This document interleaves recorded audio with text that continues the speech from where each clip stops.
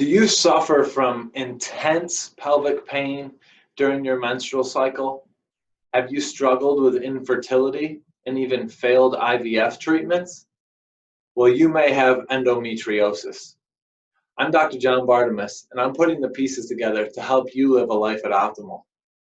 Endometriosis is a multifactorial issue that no one has, to this point, figured out the linchpin to help women who suffer with it.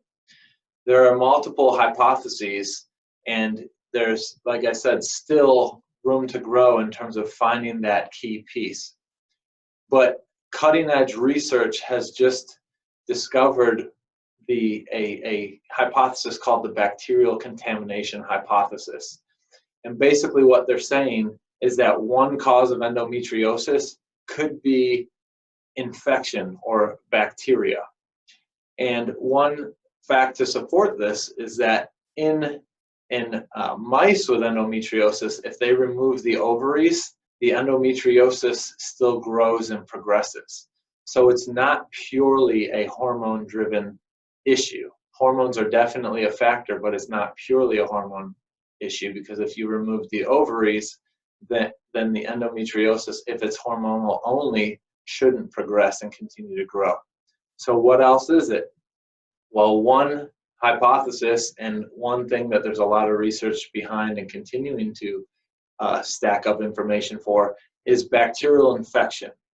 And so here is the female anatomy, and it is loaded with bacteria, both in the actual both on the outer vagina and inside the vagina.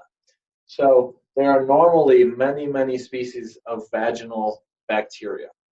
Now, bacterial infections can occur when the normal extravaginal bacteria ascend or head into the vagina up into the upper pelvic region and create infection in, say, the cervix or the uterus.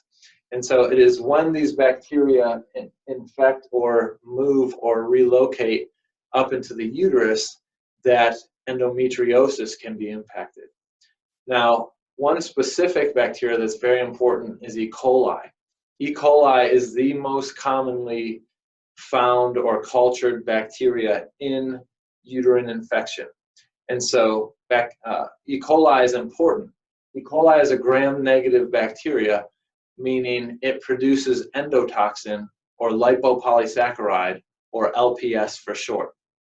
So what the hypothesis is, and what the research is showing, is that there is E. coli that makes its way into the upper pelvis or into the uterus, and that E. coli produces lipopolysaccharide. Lipopolysaccharide is highly, highly inflammatory. One of the most pro-inflammatory molecules we know in science. So this is going to drive a lot of inflammation, and that inflammation is going to result in driving pain and infertility potentially. Oh, I can spell. Infertility by promoting endometrial growth.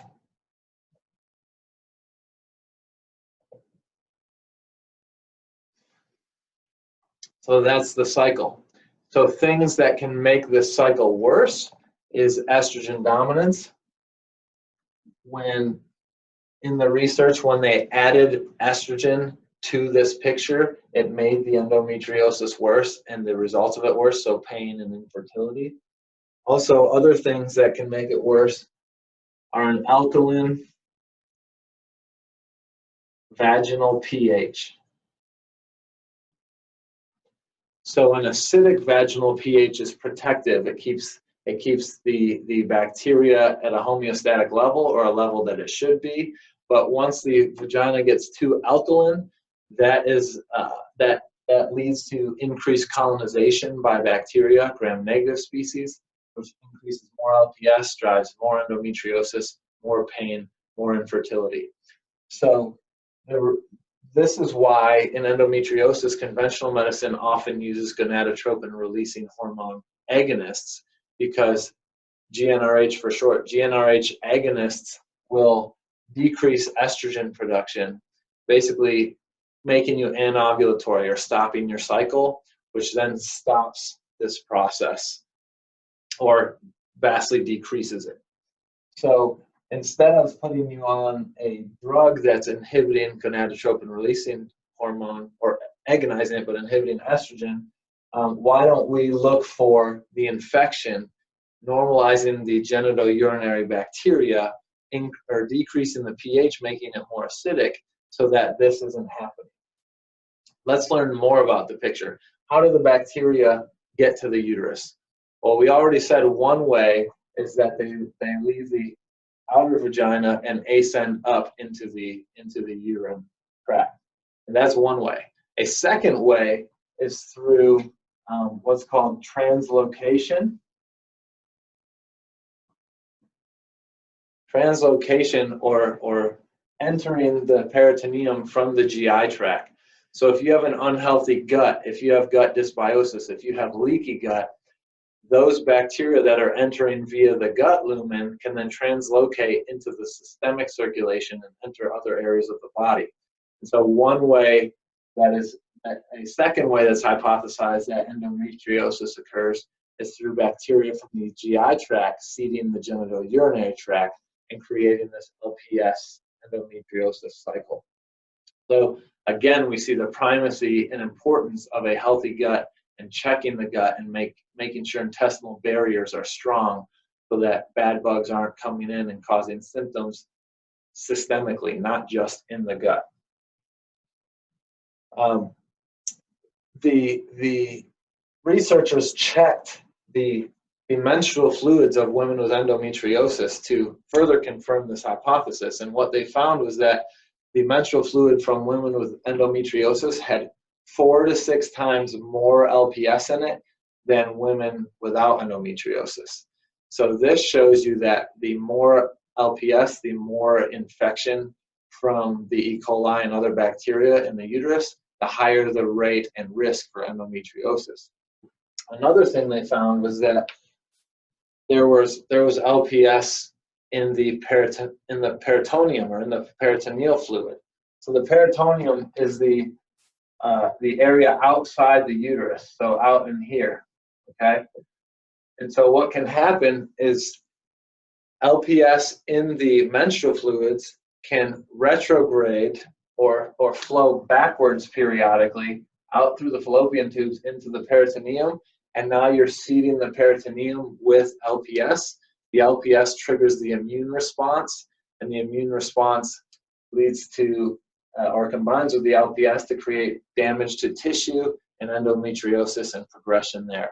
More pain, more infertility, maybe scarring of the fallopian tubes, and that sort of thing. So preventing implantation and pregnancy. So there's multiple mechanisms here that first start with genitourinary dysbiosis, or basically an imbalance in good bacteria and bad bacteria. So it comes back to the point of how healthy is your immune system? How healthy are your barrier systems? What are your beneficial bacterial levels? And can all those things combine to outcompete the bad bugs and keep things at bay so that things like this don't happen? Now, the men are not safe either, because yes, endometriosis is occurring in the woman, but if a man has high levels of lipopolysaccharide or high levels of gram-negative bacteria, the LPS has been proven to decrease sperm motility and be spermicidal, so to outright kill the sperm. So if a man is having gut dysbiosis or leaky gut, and these bacteria are translocating into the systemic circulation, they could be damaging sperm quality. And then if that sperm quality is damaged and enters the female, and the LPS is already in the female too, that could be enough to wipe those sperm out and prevent fertilization and prevent pregnancy.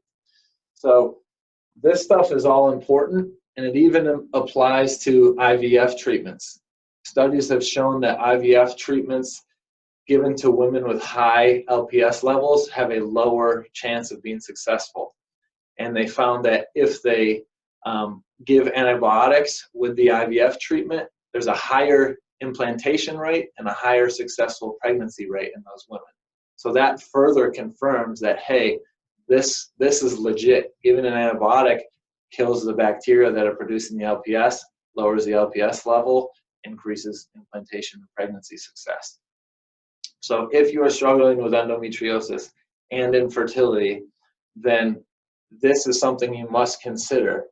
And looking at not just, hey, what's an antibiotic we can use, but how do we create health from a systemic global level so that we can be healthy at a global level, have decreased pain specifically during the menstrual cycle, and increased fertility.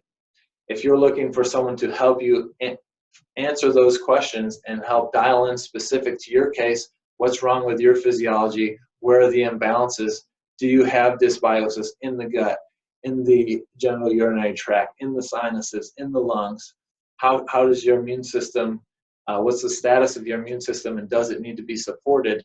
Functional Medicine Charlotte does that every single day. That's what I'm passionate about, and I'd love to partner with you.